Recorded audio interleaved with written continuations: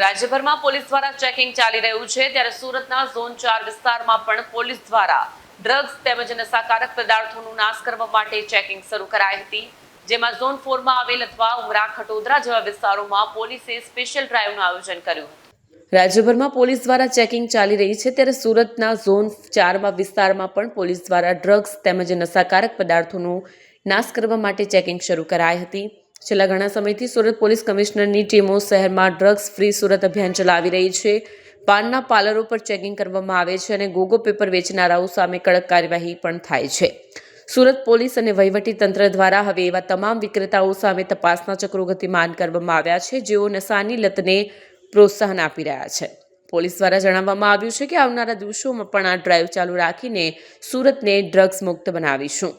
Zone 4 માં આવેલ અથવા ઉમરા ખટોદરા જેવા વિસ્તારોમાં પોલીસે સ્પેશિયલ ડ્રાઈવનું આયોજન કર્યું, તેમાં પાનના ગલ્લા પર વેચાતા ગોગા પેપર પોલીસે કબજે કર્યા હતા। તેની સાથે જ પાનના ગલ્લા ચલાવતા લોકોની પણ અટકાયત કરી હતી, જેમાં પોલીસે 15થી વધુ લોકોની અટકાયત કરીને તપાસ શરૂ કરી છે।